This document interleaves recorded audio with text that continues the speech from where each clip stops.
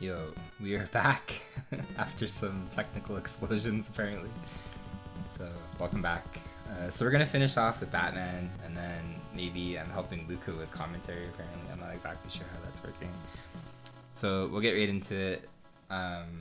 Nope, this is correct. This is actually correct. Batman starts at -1, and provided nothing notoriously bad happens when it comes to the timer, I actually do use live splits to figure out some patterns and stuff like that for the Act 2 boss. So I did set the timer to -1, and that's why that's like that. It's not a mistake. So we're gonna reset, and when we reset here, time starts when Batman hits the ground, and timing will officially start when he starts moving. But we have to reset and hold start because that actually manipulates Joker to have a very specific pattern at the end of the game for us. So we will literally do this, reset, hold start, and then as Batman hits the ground, timing begins. We don't actually save -1, so there's no scamming going on. It just starts down from -1 until Batman gains control. So timing is on movement and then on end movement. So this is probably the most important screen in the entire game. You have 0.3 seconds to manipulate the global drops on this screen. We can leave with 72. We left with 72, so we're off to a good start. And yeah, so basically this whole game is on a global. It's very strict. You can't really control it. There's two trains of thoughts there. You kind of can control it up until level 3 if you're good, but for the most part, any single bump, anything, any accidental hit, any lag that you cause throwing weapons, you're probably gonna get knocked off the global. So the only real opportunity that you have to manipulate the ammo is literally 1-1. So that's super critically important in a no reset setting because this is your only chance that you can basically guarantee ammo for the rest of the game. So you can literally see I'm sitting at 99, which is actually very high. Usually we don't have 99, and we're going to enter the first boss, which is this moth. The moth can either swoop for us or not. He decided to swoop. He's being a good guy.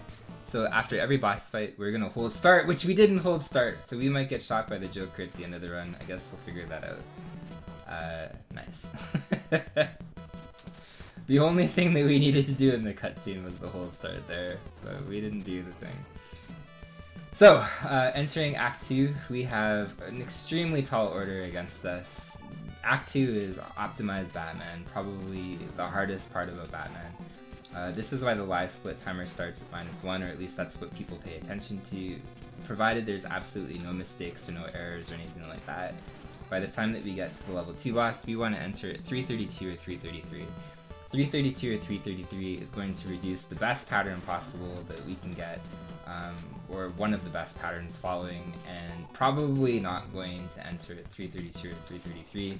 It literally requires absolutely almost borderline perfect movement to get there. You to the point literally can't bump Batman on any ledges, anything like that, and you have to go for all the stupid strats and hard strats and do them fast as well. So you can save a huge amount of time obviously entering the boss like that, and it's probably the hardest part, I would say, of optimized Batman. So that was a mistake. You're not supposed to stick up there on that roof or whatever afterwards. And coming up here, we want to enter this door at about 250, 249, so it's actually not too bad right now. But we're a little bit behind because we obviously got stuck on the weird hit there. So we have fantastic ammo. Starting from 2-1, there is basically a health route in this game that you really need to have an X amount of health. After you kill a boss in this game, you actually don't get a health refill. Basically every other game like that is on the NES where it recovers your health for the next level, but Batman gets 4 hearts. So he doesn't actually recover full health. So starting from 2-1 all the way to the end of the game, we have literally an extremely tight health route where we don't want to take extra hits by accident. And you'll see here, I think this is going to be a 334 entry, maybe 335. So 335, it's going to be low and high. So you see low bullet, high bullet. Unfortunately, that bullet knocked me back in a weird way, but this is why we have the timer at the specific value, because then you can tell exactly what bullet is going to do what when you get here. So exiting, not the worst thing. So this little line right here that we stopped at and jumped at, that's going to manipulate these jumpers to jump in a very specific way. I had to run through that jumper because he jumped in a weird pattern for me. But this is another room that you have about a 0.34, 0.35 window to basically manipulate the jumpers from start to finish. If you do, you can save probably close to about 1 second of RNG that you're removing, and it's a pretty handy way. This screen coming up too, there's a couple of jumpers coming up, and you can also manipulate them by falling in a very specific way here. Ideally you want to fall right before the jumper, and he'll long jump over you, he'll also long jump over you, and then they're both going to stay behind you. So manipulation successful, that one went well. The first screen didn't go as well, but you have about 0.3 seconds to do both of those manipulations. And entering 3-3, we want to have at least 6 health coming into here because there's going to be 2 damage boosts that we're going to have to do. And we'll try for a really ridiculous strat. Actually no, we won't, we're on an okay pace. We'll just allow Batman to exist. This isn't the worst pace. This maybe is still sub 10 pace, which is always the goal in this game, is like getting sub 10. That's kind of like the ultimate time, I would say. This isn't the best, but it might be about 9:59 or so, because I haven't made too many errors or anything like that. So these two things coming up here, we have to take a damage boost here on the fire. It's just the way that the fire lines up. And we do the exact same thing on the flamethrower above us. The jumps really right here, on these cogs are a 1-frame window, depending how you set up that jump, or a 2-frame window, depending how you set up that jump. So as I said, we take 2 force damage boosts there, and we're leaving here with at least above 6 health.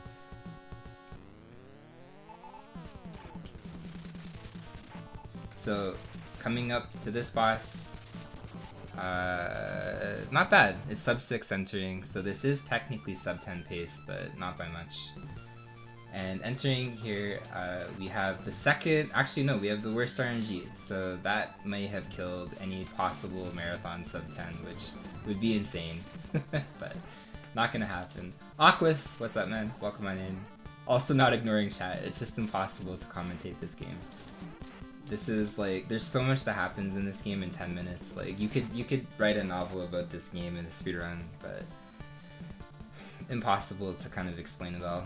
So entering 4-1, we really want about like 50 ammo here. We do have enough ammo probably for the next couple of screens, but level 4 is notoriously heavy for ammo.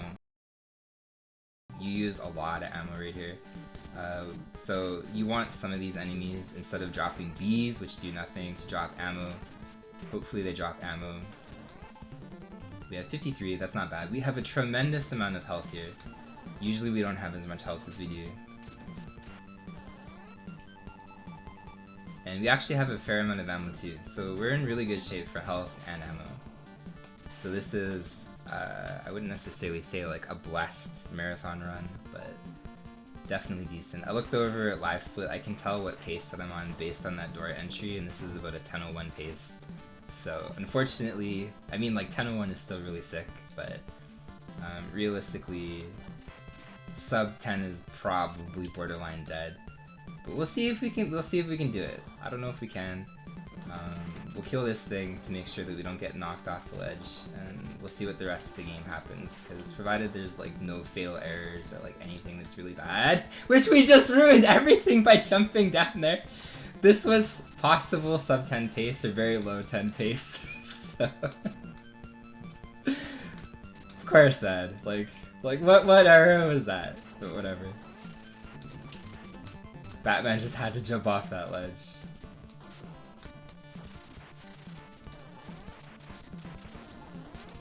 No, gaming for real. This was a good run until Batman fell.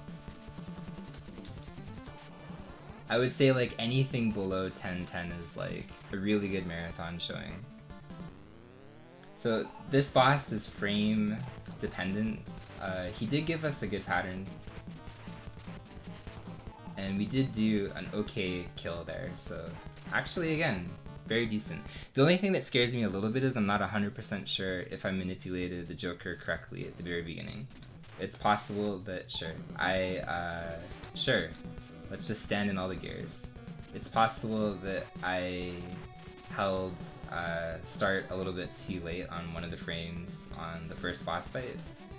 So we'll see when we get to the Joker what actually happens. Usually the Joker shoots one time.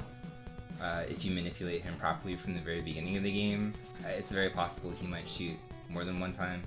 If you don't do the Joker glitch manipulation thing, it's very possible that he can just do all kinds of stuff. He's got like multiple different patterns that he can do and go for. So we have, again, almost max ammo. I think I did see 99. Whatever, just take the damage. My guess is with the Joker glitch, this run could be saved, and maybe it's going to be lower than 1010. Maybe not anymore. That was a weird error as well. It's going to be pretty close to 1010 with the glitch, without the glitch. 944. It's gonna be close. It depends if we get the glitch or not.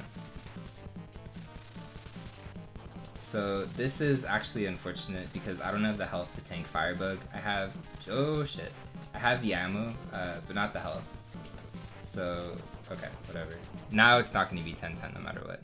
We're looking at like a 1015 or something with the glitch. But if I had more health, I could have tanked Firebug there, and it's not that bad. Oh no, I messed up the glitch badly. Okay, well, not the worst showing, considering everything that happened. 1023 is still sub Funk Doc, I'll take that. Just kind of silly how that is, but...